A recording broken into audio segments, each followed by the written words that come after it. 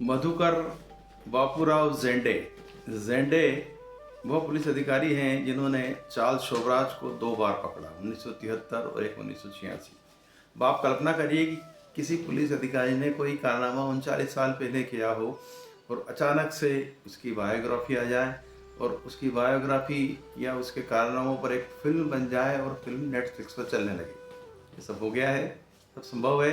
और आजकल लोग जो एक तरह से OTT जैसे आया है, वो नई नई कहानियाँ और पुरानी कहानियाँ भी चुनता है, जिससे कि उनकी व्यूअरशिप बढ़े और लोगों के इंटरेस्ट का विषय बने। और चूँकि आप देख रहे होंगे OTT पर ज़्यादातर हिंसक कहानियाँ, पुलिस अधिकारियों की कहानियाँ और जो अंडरवर्ल्ड की कहानियाँ वो चल रही है।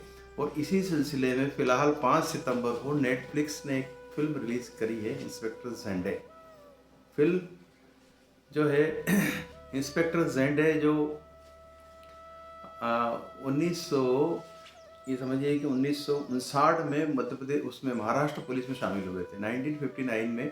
और उन्होंने 1973 में चार्ल्स शोभराज को पकड़ा था और 73 के बाद जब वो 1986 में मार्च में उसके जन्मदिन के दिन चार्ल्स शोभराज तिहाड़ जेल में सभी जेलरों और जेल कर्मियों को एक नशीली दवा मिठाई में खिलाकर जेल तोड़कर भागा था, तो उसको भी उन्होंने मधुकर झेंडे ने ही मात्र 22 दिन में गोवा में 6 अप्रैल 1986 को पकड़ा था। अब जरा चार्ल्स शोभराज के बारे में हम जान लें। चार्ल्स शोभराज जो था उसका जन्म हो ची मिन्ह सिटी में हुआ था 1944 में। और वह एक वियतनामी माँ और भारतीय एक सिंधी जो व्यक्ति थे उनका पुत्र था। और शुरुआत के दिनों में ही वह अपराध की दुनिया में शामिल हो गया। चार्ल्स शोभराज की कुख्याति दिनों दिन फैलने लगी। वह भिन्न विभिन्न पर्यटन स्थलों पर जाता था। इसको चार्ल्स शोभराज को बिकनी किलर भी कहा जाता है। बिकनी किलर इसलिए कि वो विदेशी महिलाओं से दोस्ती गांठता था, बहुत ही सुदर्शन व्यक्तित्व था उसका, बात करने में बहुत एक्सपर्ट था, चपल था और महिलाओं को जो लेडी किलर भी था, तो वो उनको पटा लेता था। पटाने के बाद जब उनका पासपोर्ट भी उनके कब्जे में आ जाता था, साथ ही वो जितने भी पैसे लेकर के आई है वो सारी जेवर वगैरह छीन के और उनको मार डालता था। मारता भी बड़ी निर्दयता से था कि वो उसको बेहोश करता और फिर पेट्रोल डाल के उसमें आग लगा देता था। तो इतना नृशंस हत्यारा था और देखने में इतना भोला भाला और इतना स्मार्ट व्यक्ति था कि पूछिए मत आप। हाल ही में हुआ क्या कि एक सुनील गुप्ता नाम के जेलर जेल से रिटायर हुए हैं, जो जेल में ASP के पद पर थे। उन्होंने अपनी एक बायोग्राफी लिखी और उसी बायोग्राफी पे नेटफ्लिक्स ने एक वेब सीरीज बनाई, वो काफ़ी चली। उसमें उस वेब सीरीज में शशि कपूर के पोते ने काम किया है, तो वो चली। और उसी समय चार्ल्स शोभराज इस चर्चा में आया। अब चर्चा में आने के बाद क्या हुआ कि मधुकर झेंडे ने भी अपनी एक किताब लिखी और वो किताब भी चर्चा में आ गई। उसी को आधार बना करके झटपट कहना चाहिए एकदम, आजकल तो इंस्टेंट ज़माना है, मनोज वाजपेयी, गिरिजा ओक और जिम सर्व नामक 3 आर्टिस्टों को लेकर के, जैसे मनोज वाजपेयी बड़े नामचीन कलाकार हैं, वो अकेले ही ताकत रखते हैं फिल्म को खींचने की, तो उनको लिया गया। और उनकी पत्नी के रूप में गिरिजा ओक को लिया गया। और एक जिम सर्व नामक एक एक्टर हैं, वो ज़्यादा प्रसिद्ध नहीं है, उन्होंने चार्ल्स का इसमें कैरेक्टर निभाया है। अब आप देखिए, इस फिल्म के निर्देशक और स्क्रिप्ट राइटर है चिन्मय मंडलेकर। बहुत ज़्यादा नाम नहीं है, मराठी एक्टर रहे हैं, ये मराठी एक्टर रहे हैं और मराठी सीरियलों और उन्होंने क्राइम पेट्रोल में कई निर्देशन भी किया है। तो इसी चीज़ को प्रोजेक्ट बनाया उन्होंने, स्क्रिप्ट लिखी और नेटफ्लिक्स ने पसंद किया और फिल्म बन गई। तो आइए ज़रा हम चर्चा करें फिल्म के बारे में। छोटा मोटा मैंने आप बता दिया। चार्ल्स शोभराज कौन था? मधुकर बापूराव झेंडे, यहाँ से शुरू होता है। इंस्पेक्टर मधुकर बापूराव झेंडे महाराष्ट्र पुलिस में हैं और वो उन्होंने 1973 में बम्बई में ही चार्ल्स शोभराज को पकड़ने का काम किया था। पिक्चर वहीं शुरू होती है जब जेल तोड़ के, तिहाड़ जेल तोड़ के भागता है चार्ल्स शोभराज, तो बम्बई की तरफ जाता है। इसी समय इंस्पेक्टर झेंडे के सीनियर DGP वगैरह को याद आती है, या कोई एक अखबार में ऐसी खबर प्रकाशित होती है कि बम्बई की तरफ आया है ये, और अब उसको पहचानते हैं चार्ल्स शोभराज को तो केवल मधुकर झेंडे ही पहचानते हैं और उनसे वही पकड़ेंगे इसको। इस तरह की एक माहौल पहले से बना दिया गया था। DGP बुलाते हैं, फिल्म में बताया गया है मधुकर जेंडे को। और उनसे बातचीत करते हैं, पूछते हैं कैसा क्या करना चाहिए, तो वो बताते हैं कि भाई इसमें 2-3 टीमें अलग अलग रवाना करो, ज़रूरी नहीं कि वो गोवा भी जाए, एक तरफ गुजरात में भेज दीजिए, एक राजस्थान की ओर भेज दीजिए, जहाँ जहाँ पर्यटन स्थल है उन जगह पे उनको कहता है कि आप इनको टीमों को रवाना करिए, कहीं ना कहीं किसी न किसी एक जगह पे जाएगा वो, और वो खुद कहते हैं कि मैं गोवा जाऊँगा। डीजीपी मान जाते हैं, उनके साथ 4 लोगों की टीम लगा देते हैं, और पहली बार फ्लाइट में मधुकर जेंडे जाते हैं गोवा के लिए। उस ज़माने की बात, अब 86 में फ्लाइट में बैठना एक पुलिस सब इंस्पेक्टर के लिए बड़ी बात होती थी। आजकल तो क्या है कि एक कांस्टेबल ही फर्स्ट फ्लोर में घूम रहा है। कितना परिवर्तन आया है आर्थिक उदारीकरण का और भ्रष्टाचार के विस्तारीकरण का, ये कह लो आप। तो ये अंतर आया है। उस समय बेचारे बहुत ईमानदारी से काम किया करते थे। अब देखिए कि इंस्पेक्टर जेंडे की खुद की बायोग्राफी भी आई है और एक फिल्म भी आई है। तो अब यदि आपने दोनों देखी है, मैंने दोनों देखी है, इंस्पेक्टर जेंडे पिक्चर भी देखी है और उसकी बायोग्राफी के ऊपर चर्चा एक पॉडकास्ट में देखी है। तो इंस्पेक्टर जेंडे जो तथ्य बताते हैं लगभग वो सब शामिल किए हैं इन्होंने। सचिन जो इनका चिन्मय मंडलेकर ने, लेकिन कई चीज़ें छोड़ भी दी है उसमें से। अब फिल्म की बनाने की एक अलग वो रहती है। तो फिल्म की चर्चा करें अपन, तो फिल्म में क्या है, मनोज बाजपेयी बहुत अच्छे समर्थ अभिनेता है, बहुत ही अच्छा अभिनय किया है। साथ ही उनकी पत्नी बनी है गिरजा हो, एकदम फ्रेश चेहरा है।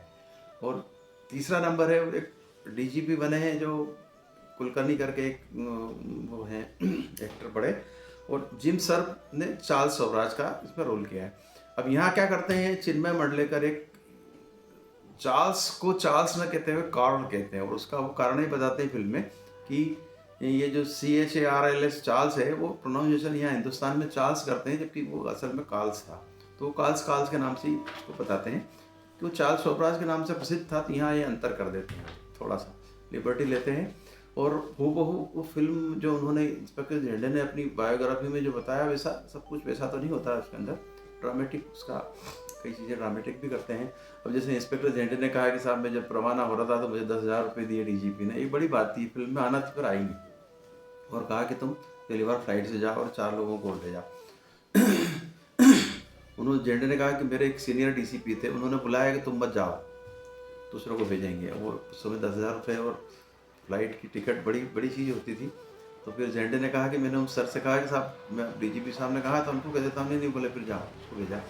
जैसे जैसे वहाँ पहुँचते हैं, पूरे घूमते हैं मोटरसाइकिल से। अब यहाँ फिल्म में ये बताया गया है कि मोटरसाइकिल से घूमने में होता क्या है कि उनको एक पनवेल से एक लीड मिलती है कि फला एक नंबर की मोटरसाइकिल से ये लोग आगे गए हैं, उधर की तरफ भी गए हैं। ये तो उनको यहीं से हिंट मिल जाती है।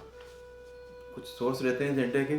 जेंडे ने अपनी पॉडकास्ट में बताया कि सबसे ज़्यादा इसकी सफलता में सोर्स ने ही काम किया है, और उनके जो साथ में समर्पित उनके सहायक लोग थे उन्होंने किया है। बाकी तो भाग्य से सब होता गया, ऐसा कहना उनका। श्रेय नहीं लेते हैं, इस उम्र में भी नहीं ले रहे हैं, 89 साल की उम्र है, बहुत देर जी भी रहे हैं जेंडे साहब, तो उन्होंने श्रेय नहीं लिया है। लेकिन पिक्चर आगे बढ़ती है धीरे धीरे। गोवा में पूरा घूमना फिरना दिखाते, पीछा करना बताते हैं, चार्ल्स की गतिविधियाँ भी बताते रहते हैं। अब इनको पता लगता है कि चार्ल्स जो है वो इसके पैसे का मैनेजमेंट इसकी पत्नी करती है विदेश में बैठी हुई। और विदेशों में चार्ल्स STD कॉल से ही बात कर सकते थे उस ज़माने में। तीनों सरकारी STD बूथ में जाते हैं, वहाँ पता करते हैं। तो वहाँ का कर्मचारी बताता है कि साहब ये हमारे कुछ मिली भगत है हमारे यहाँ के BSNL वालों की। तब BSNL टेलीकॉम था, टेलीफोन डिपार्टमेंट। तो वो एक रेस्तरां है, उससे इनकी जान पहचान है BSNL को, वो वहाँ से कॉल लग जाते हैं। तो वो जो रेस्तरां है उसमें उस पर नज़र रखते हैं ये चार्ल्स स्वराज, बोले हो सकता है वहाँ से आता जाता हो। तो पूरी टीम लगा देते हैं, पूरा घूमना गोवा, पूरा इस फिल्म में पूरा गोवा दिखाया गया है। जगह जगह वो छापामारी करते हैं, घूमते फिरते हैं। तो अकोकेरा एक रेस्तरां है, वहाँ का बताया उन्हें कि वहाँ आते जाते हैं विदेशी लोग फ़ोन करने के लिए, क्योंकि उनको इस तरह की गतिविधियों में लिप्त होते हैं तो वहीं फ़ोन करते हैं। जेंडे वहाँ पहुँच जाते हैं। 1-2 बार ऐसा अवसर फिल्म में बताया गया है कि उनका कोई साथी उसको देख लेता है और वो छोड़ देता है, तो उसको कायर की बात, ये सब चीज़ें उन्होंने पिक्चर में बताई है। जेंडे ने इसका कोई जिक्र नहीं किया अपनी बायोग्राफी में भी नहीं किया है, न पॉडकास्ट में किया है। तो ये इस तरह से फिल्म आगे बढ़ती है। कुल मिला के बात ये है कि जेंडे उस अकोकेरा रेस्तरां पर नज़र रखते हैं लगातार, और उनको उम्मीद रहती है कि एक न एक बार तो ये आएगा ही आएगा।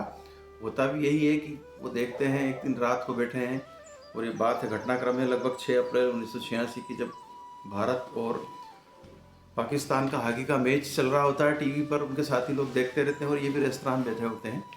तो उनको रात के टाइम दो लोग जो है सन हेड लगाए हुए आते दिखते हैं। जेंडे को शक होता है, नज़र उस पर नज़र रखते हैं और धीरे से इनको आगे आने वाला व्यक्ति लगता है कि चार्ल्स हो सकता है, वो पहचान लेते हैं उन्होंने इस घटना को पूरा ऐसा बताया है कि मैं जाके उसके पीछे बैठ गया।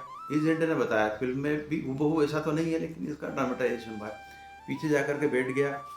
वो साइड में बैठे थे दोनों लोग, तो उनका एक साथी दूसरा भी था जो फरार हुआ था तिहाड़ से।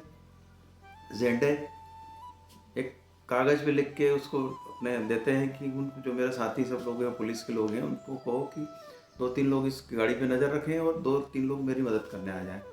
इसी बीच क्या होता है, जब वो गाड़ी पे नज़र रखने जाते हैं तो ड्राइवर जो होता है वो अपने क्लाइंट को खबर करने के लिए आ जाता है, उस वफादारी दिखाते हुए कि साहब देखो यहाँ पे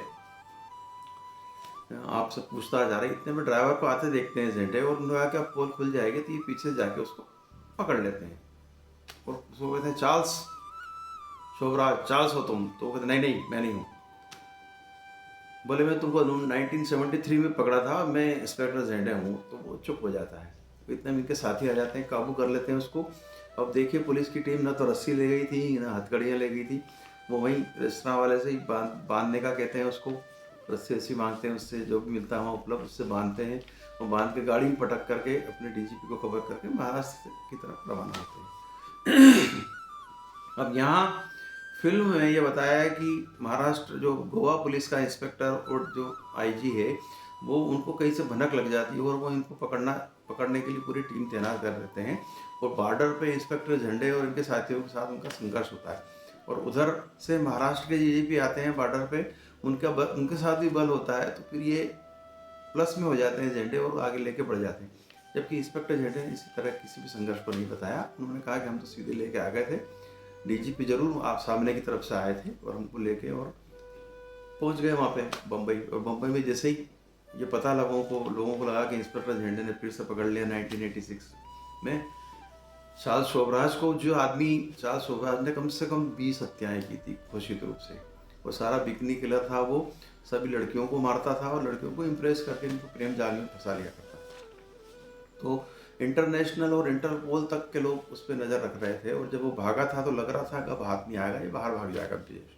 लेकिन जब झंडे इसको पकड़ लेते हैं तो मुंबई में बिल्कुल तहलका मच जाता है, महाराष्ट्र पुलिस की वाहवाही हो जाती है और अगले ही दिन इंस्पेक्टर झंडे हीरो बन जाते हैं। वो बताते हैं तो झंडे कैसे हीरो बने थे इस पिक्चर में नहीं बताया, लेकिन उन्होंने बताया है कि उसके बाद तो ये समझिए कि एक बार राजीव गांधी आए वहाँ महाराष्ट्र में दौरे पे, तो उन्होंने इसको कहीं झंडे ने कहा कि मैं कहीं इंतजाम में लगा था, तो उन्होंने दूर से पहचान लिया और कहा कि मेरे को इससे मिलना है। वो जाके मिलना चाहते थे वहीं स्पॉट बधाई देने के लिए, तो फिर दूसरे सिक्योरिटी वगैरह ने कहा कि नहीं इनको शाम को बुला लेंगे। तो शाम को बुलाया गया झंडे को और वहाँ समारोह पूर्वक सम्मान किया गया झंडे का और राजीव गांधी बहुत प्रफुल्लता से मिले। इसी तरह से कई बड़े नेता, कई राज्यपाल, कई इवन लता मंगेशकर का भी उन्होंने कहा कि लता मंगेशकर ने कहा कि भाई वो तो हनुमान है, उससे हमको मिलना है, तो एक अरेंज कराया कार्यक्रम उनके लिए स्पेशल। तो झंडे की लोकप्रियता आसमान छूने लगी थी। ये तो वास्तविक घटना है। फिल्म में क्या हुआ है कि फिल्म में ड्रामेटाइज किया है, पूरी कहानी तो यही है। अब देखिए फिल्म में चिन्मय मंडलेकर का ये डेब्यू डायरेक्शन था। चूँकि OTT पर बहुत लिबर्टी भी होती है लेकिन बहुत समय नहीं होता फिल्म बनाने के लिए। OTT पर नेटफ्लिक्स के करतारताओं को ये लगा हुआ कि अभी ये ट्रेंडिंग में चल रहा है, चार्ल्स शोभराज 2022 में छूटा है। उसके पहले सुनील गुप्ता ने अपनी बायोग्राफी पे एक वेब सीरीज भी आई है, इंस्पेक्टर झंडे ने भी अपनी बायोग्राफी लिखी है, तो बहुत अभी पॉपुलर है। चार्ल्स शोभराज भी पॉपुलर है, इंस्पेक्टर झंडे भी पॉपुलर है, तो क्यों ना इसको तुरंत जल्दी फिल्म बनाई जाए। तो वो जल्दबाजी इस फिल्म में दिखती है। कहीं न कहीं निर्देश की थोड़ी सी खामियां हैं। दूसरी बात, मनोज बाजपेयी अब उम्रदराज हो गए हैं, उनके चेहरे पे वो नमक नहीं है। अभिनय तो बहुत अच्छा करते हैं वो, चेहरे की चमक नहीं रही है और वो एक पैटर्नाइज हो गए हैं। जिस तरह से पंकज त्रिपाठी लगातार काम कर करके नेट इस पे OTT पे हो गए हैं, उस तरह से पैटर्न हो गया उनका, तो वो बात नहीं बनती इस फिल्म में। और फिल्म में कसी हुई नहीं है, जानबूझ करके रोमांस डाला गया है इंस्पेक्टर झंडे और उनकी पत्नी का, पत्नी के रूप में गिरजा ने अच्छा काम किया है। वो अकेला ही एक ऐसा चेहरा है पूरी फिल्म में चमकता है। कहते हैं नमक, चेहरे पे नमक होना चाहिए, उनके चेहरे पे नमक है और प्रफुल्लित रहती है महिलाएं। कुछ सीक्वेंस डाले गए हैं इस तरीके के, कुछ हंसी मजाक भी करने की कोशिश करी गई है, लेकिन वो पूरा सक्सेसफुल नहीं हुआ है एकदम हिट, जिसको कहना चाहिए ना कि तीर निकला और निशाने पे लगा, ऐसा नहीं है। फिल्म चली है, अब ओटीटी का तो कुछ पता लगता नहीं कि कितना पैसा कमा रही है, क्या चल रही है। और मनोज बाजपेयी वाकई में नाम है अपना, चलेंगे कुछ दिन और चलेंगे, लेकिन उनको सतर्क होने की आवश्यकता है कि अब पेट्रोनाइज होते जा रहे हैं। और एक जैसा अभिनय, वो जो बात उनकी एक बंदा काफ़ी है उस फिल्म में थी, वही रिपीट होती दिख रही है लगातार इसके अंदर। गीत संगीत तो कुछ है ही नहीं फिल्मों में, और निर्देश की कमी कहीं झलकती है। तो इस फिल्म को यदि अपन पैमाने पे नापें, 5 के पैमाने पे, 10 के पैमाने पे, या 5 अंक मैक्सिमम वाला पैमाना पे, तो ये कहीं 3 के आसपास ठहरती है। पिक्चर देखने लायक है, बांधे रखती है, लेकिन इसको कहना अल्टीमेट या आउटस्टैंडिंग नहीं कहा जा सकता है इसको। तो ज़रूर देखिए, आपको समय है तो झंडे देखिए, अदरवाइज तो ओटीटी में भरा पड़ा है बहुत सारी फिल्मों का, उसमें चयन करना ही मुश्किल होता है कि क्या देखें क्या ना देखें। तो मित्रों, ये कि ओटीटी पे हम एक नया प्लेलिस्ट बनाई है, उसमें पहला समीक्षा कहें या एक आम आदमी की समीक्षा कहें, आम आदमी हम, तो कैसा लगा मुझे मैं आपको बता रहा हूँ। और यदि आपको ये कार्यक्रम, ये चैनल अच्छा लगता है तो कृपया कमेंट करें, और ये भी कहें कि आप किन विषयों पर और वीडियो देखना चाहेंगे। इस तरीके की इंटरेक्शन होगा तो मुझे भी थोड़ा सा उत्साहवर्धन होगा। आज बस इतना ही। नमस्कार, ऋषिकेश शर्मा की ओर से।